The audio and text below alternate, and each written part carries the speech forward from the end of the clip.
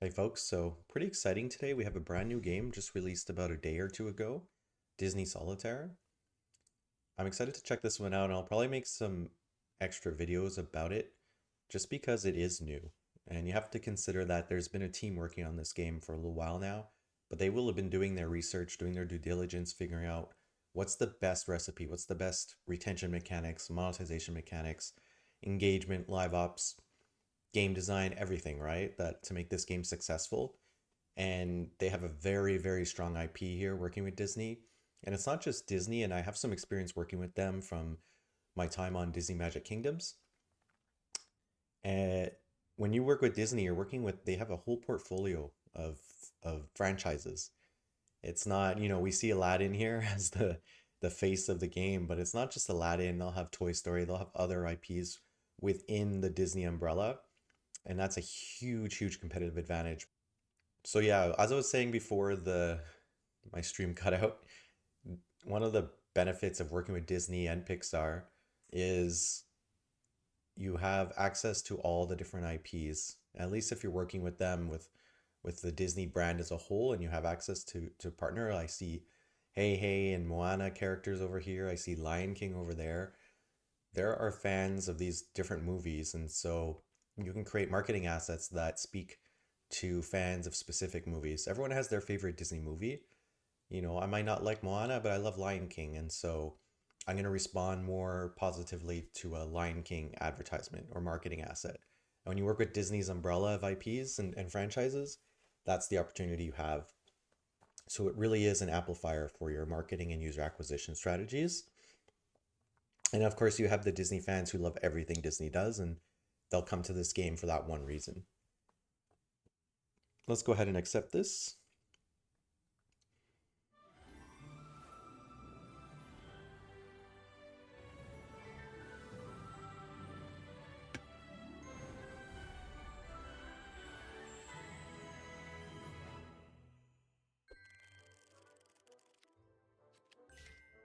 Let's play Solitaire.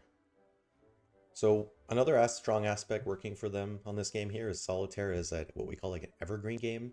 So poker does this, um, backgammon, chess, all these different games are evergreen. Everyone knows well, not everyone knows the rules, but so many people have played these games at some point. And it's just, what's the spin you're going to put on it, right? Let's tap to continue. Okay. So they make this first one very easy. I'm literally just going across.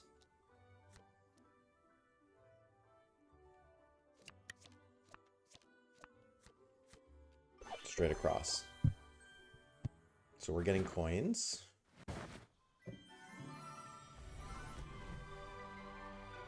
Little Mermaid, Toy Story, Lion King, Aladdin, Beauty and the Beast. Yeah, those are some of the biggest franchises they have for sure. Alright, so I played a game, I got coins. It looks like I got a star as well, which is likely part of their progression. And they want to bring the scene to life. Alright, so this is like Royal Clash. Royal Clash? I'm always messing up that name. But the idea here is it's like picture completion. I want to fill out this scene, which looks like a scene from Beauty and the Beast, if I'm not mistaken, but maybe I have my Disney movies out of place. Let's see. Nah, I got it. Alright, so 1 star. Okay, so the stars are our currency. Just kill the volume a bit so you can hear me properly.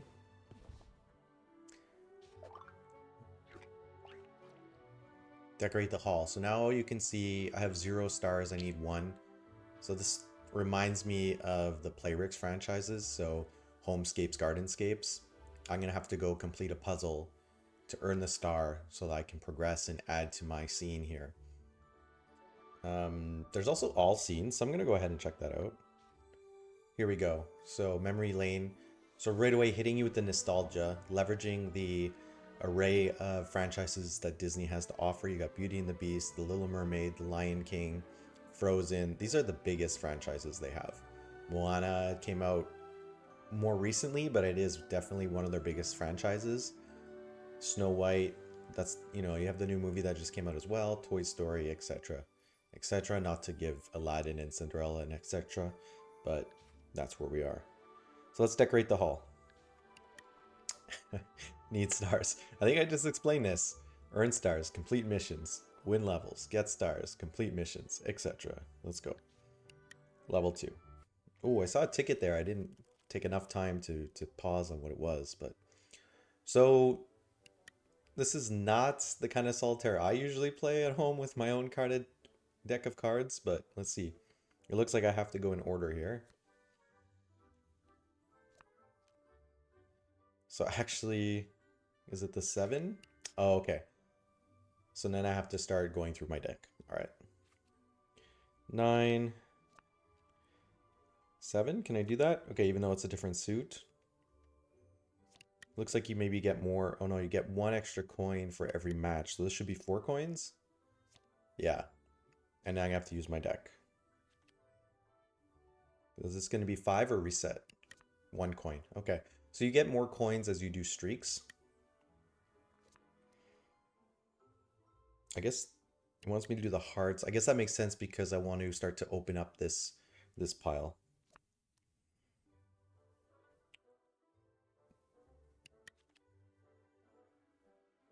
Four, 5, ace, 2, queen. I can go backwards, right? Jack, 10, 8, 7. So the game is rigged. I'm not going to lose this early. We see this in a lot of games. They make it so that you are guaranteed to win early. They're not looking to challenge you. They're looking to teach you the game mechanics. And you saw right there. You saw me learning in real time what I need to do. Oh, I can't make a straight or a string of cards anymore. I have to pull from my deck. I learned that I can go backwards and forwards. 8, 9, 10 or 8, 7, 6. And I learned that the more streaks I make, I'll get more coins for every consecutive card in that streak. I think those are the main things I've learned. And, I get more coins, which I don't know what coins do yet, but I imagine we'll find out. So keep playing levels to earn stars. So I could go complete my mission, but what's happening right now is I'm unable to tap anything else. They've also done a good job here. They've grayed out the rest of the screen and made this green button really stand out. And I'll just take a minute just to call out the fact like how simple the UI is and how easy it is to direct your attention to the right place. A lot of games, especially older games, they get really muddled down with tons of stuff on the screen. Very distracting, lots of little buttons, especially I'm on a pretty small iPhone here. And it's hard to play those games with the small UI. Even with these glasses on, I can't see it very well, Enough talking, let's play. It's hard to play looking at my screen on my iPhone, but I'll try. So we're gonna go 7, 8, 9. Okay, we'll go backwards. 9, 8. We're stuck. Ooh. I just noticed we do have the reversal here. I imagine that's like a, in the corner next to my queen, you have the reply icon. I call it reply with a little 1. So I guess that's a booster that I can use if I make a mistake. Oops. I definitely didn't do that on purpose. There you go. So I use it and then it costs coins. See, so there's one error, at least one aspect of the game where coins will be used is to leverage the power-ups in the game.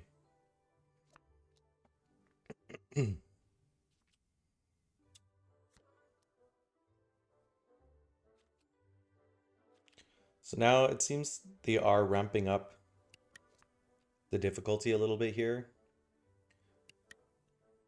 2. I'm trying to think strategically. Yeah, I guess 3, 2, 3, 2, ace. And then I have extra cards, and so as I expected, you get additional coins for the cards that you haven't flipped yet. And really quickly what I saw was I got 10, 20, 30 coins. I think they're additive. I think they all summed up to about 60. And so another objective that we're learning or being taught in this game, we learn two more things, right? And part of the game design here is one, we learn that you can reverse a play, and that comes through a power up, which you can earn, I imagine, in future levels or future missions. And we learn that if you don't have any power ups, it's okay. You can still spend coins, which you're earning while playing. And I imagine that each time, we'll have to test this out, but I imagine each time you use that power up, it's going to cost incrementally more on the next time you use it. So for example, it costs 30. It wouldn't surprise me if the next time I use it, it costs 50 to 60 coins and kept going up. So that's one way for them to make it more difficult and maybe sink more of their coins if you get really stuck.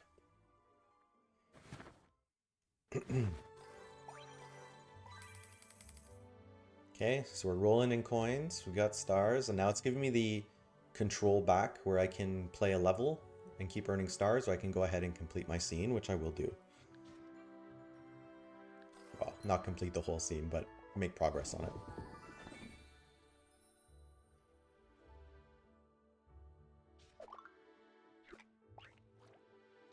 Let's place those statues.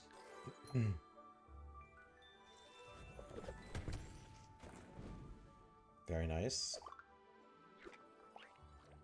Grand Entrance. So this one costs 2 stars. So I imagine that I'll have to play 2 levels. And so now they're making the progression a little slower, a bit more challenging. There's also a little icon, I'll just check it out. So the tooltip here says, yeah, so you get more rewards as you complete the mission. So you can see I'm getting an extra card. I don't know what some of these are. I can't tap them further, but there's a couple cards there. There's coins, and then there's those power-ups we saw, which is to reverse a turn. So again, what are we? We're about 10 minutes in. It's mostly teaching, right? The game is teaching us the game design, how to play. Here we go, a new feature. Match cards in a row to win a streak bonus. So again, it's pushing this teaching moment / reinforcement of getting cards in a streak. And then you get a +1. I don't know what the +1 is. Maybe that's the bonus? It doesn't say, so we'll have to find out.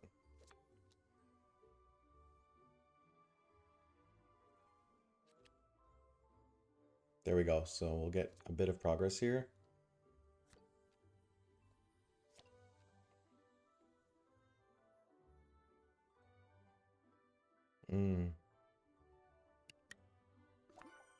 I don't know why I didn't think of that. So +1, so I can do a 7 again. Okay. I didn't see what it did. Maybe give me an extra card at the end? And now my streak bonus, it seemed to get shorter. So there was 5 or 6 there before, and now there's 4. So I'll have to see. Jack, 10, 9, 8. Okay, so it's putting something in Tinkerbell's chest, it seems. King. I guess we'll go Queen, King,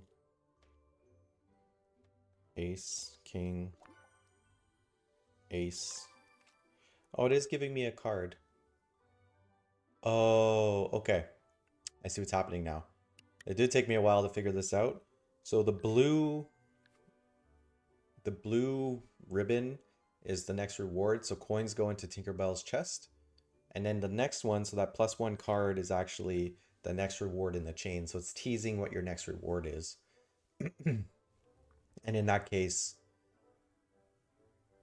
yeah, I mean, that's really all I have to say about that. I also notice we have the settings menu there too, but I won't mess with that right now. King, Ace, no 2 yet. 5, 6, 7, no. 4, no. 2, 3. Queen, 4, 3.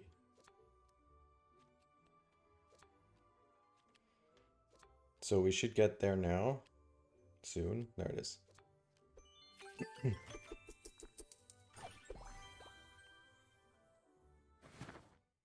Again, it's not clear to me if those cards, those coins add up from my extra cards, but so the bonus in essentially, essentially you're getting more cards into your deck that you can play, but it's also assuming you're going to complete the game, they turn into more coins. So in a way, that streak bonus is more coins and more coins. It's just a bit more clever in that that extra card that gets added might actually save you if you run into a bit of a rut. All right, so we still need another coin, so we'll keep going. So we're almost at the first 15 minutes and we haven't been hit with monetization yet. So we'll see if that comes. There's also no real retention mechanic in play yet besides the fact that the game would be fun.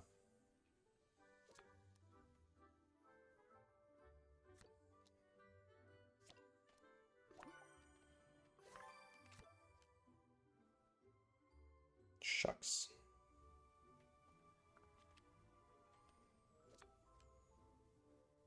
Do I want to do 10 or queen? Let's see what it tells me to do. If I wait, it's always giving me the tip. Okay. I don't know.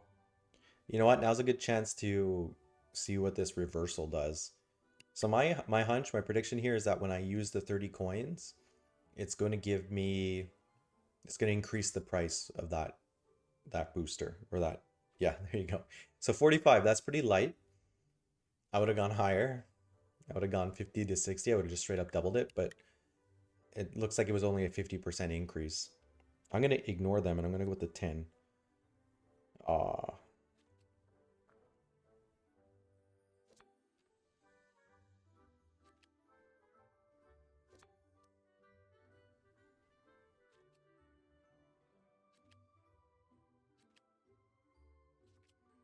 I've clearly gone down the wrong path here.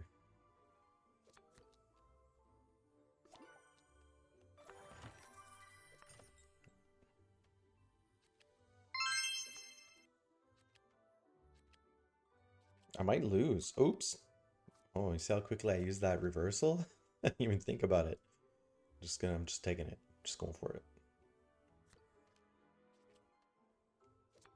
I don't know. 2 cards. All right. We did hit time at some point in there.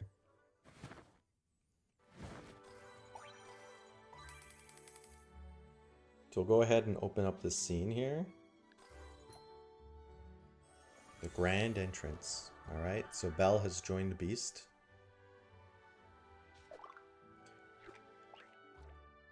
Hit the keys. We're gonna add the piano. Nothing else yet, eh? So look at that. So in the first 15 minutes, we've been taught, I'll just take a break there. We've been exposed to the game mechanics, game design, how to play. They're slowly introducing more features that play into making the game fun and challenging you.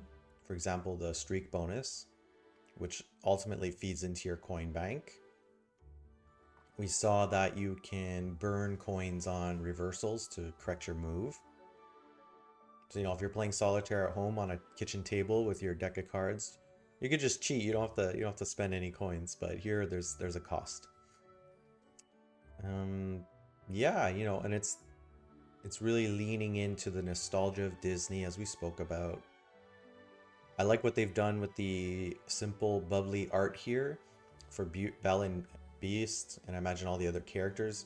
It's a lot easier to create these kind of assets. I'm not going to say it's easy, but if you're not trying to be, perfect, these bubbly characters give you a bit more wiggle room on producing the assets more quickly, which is always a challenge. And then because you have to go and animate them too, which you see they have a looping animation.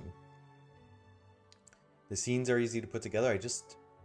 I'm curious to see. I mean, these scenes are going to have to get more difficult because that's a lot of movies and scenes to create, and you're going to run out of real estate in my mind, but I guess we'll see. Like, I'm curious what the depth of this game will be besides just these scenes that you're unfolding. So let's go ahead and click the coins. So there, okay, we did find some monetization. It's just not in your face yet. So again, I don't look, that's a lot of coins in these packs for 60 bucks, etc. Like, what am I gonna spend 280,000 coins on? They haven't introduced any need for that. So that's why they haven't prompted me with the store or offers yet, is they haven't exposed me to why I'd even want to have that many coins in this game. I believe you can scroll this, yeah. So their cheapest packs are just coins. Something else I'm observing here, and this could be something they're A/B testing, who knows? If I was them with this new release, I would have already been A/B testing in a soft launch phase. And maybe this is the winning outcome, or maybe they're still testing it. Most games start with the smallest pack first in the store. In this game, it's showing you their most expensive pack first. So for $70 or $69.99, I'm getting the best value pack. It has that ribbon there that's also animated. And then it goes down $36, $19.99, $11.99, and $6.99. And so right away it shows you the best possible offer you can buy. And then psychologically what happens is all the other packs don't look as good as that one. And so that's the one they're pushing me towards, even though, and I spoke about it earlier, I don't really know what I would do with the coins, so I'm not going to go ahead and buy this right now. I also don't even know what some of these items are. I imagine there's some kind of consumable within the pack. I'm trying to tap. I can't tap them for a tooltip. It would be nice to have a tooltip, but I expect that they'll teach me what these things are throughout the, the progression of the game. I can deduce a couple, like the plus sign on the card. I imagine there's a consumable that adds cards to your deck, which will save you if you're maybe a card or two short from completing. You have the reversal, which we've already experimented with. You have a free, not sure what that is. Maybe it just gives you a card from the board. And then you have this golden card. No idea what that is. We'll have to find out. What else am I seeing in the store? You can see right away just on this screen 4 packs are shown. And 2 of them have a ribbon. So you have the best value with that, even the little shimmer across, which is nice. It draws my eye to it. And you have most popular. So best value is targeting people who want to get like the most for their money. Like, I'm only going to make this one big purchase in this game right now. I'll buy this pack. Like that's the best value. That's the best value for money I can spend. And then most popular is really, typically you put that on the pack that you want people to buy. This is the more realistic vision of a purchase for a new player coming in, or a common player coming into the game. And the price point is, $11.99 for me. Maybe it's around $10 USD. And so usually what happens is most people would buy, if you didn't have these ribbons, they're going to buy the $6.99 or the $7.99. Well, that's a decoy. Or the $2.99. You're going to come in and buy the cheapest ones, right?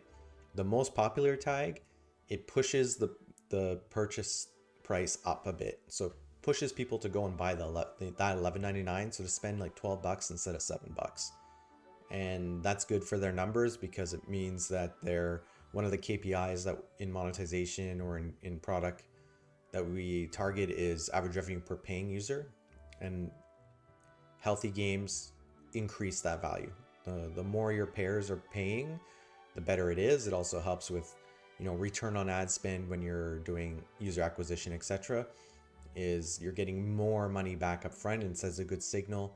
So it means that you can sell more ads and acquire more users. And I mentioned decoy, so a really interesting tactic here on the pricing. You see this last tall bundle is $6.99 for 21,000 with a couple of offers in it, a couple of boosters in it. And then you have $7.99. So you have a smaller one off to the right that's actually cheaper. Not cheaper, sorry, more expensive.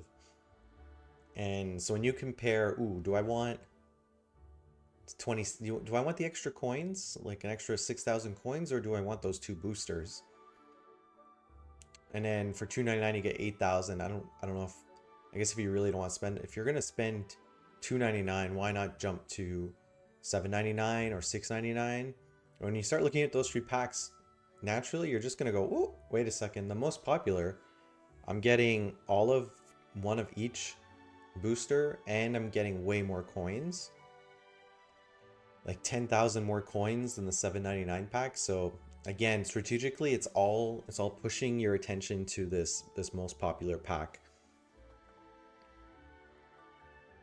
So I would argue even all three of those are decoys. They all lose value when checking them out compared to the most value. And then it just becomes a game of increasing the amount of coins and increasing the amount of boosters in there. And at that point, you might as well just go get the best value. But if you're willing to spend that much money, I'm not today. So that's their store. And yeah, I mean, that's the first 15 minutes. So we're gonna go ahead and cut here, and I'm gonna come back with another video at some point just to continue this progression and see how it goes. Thanks for watching.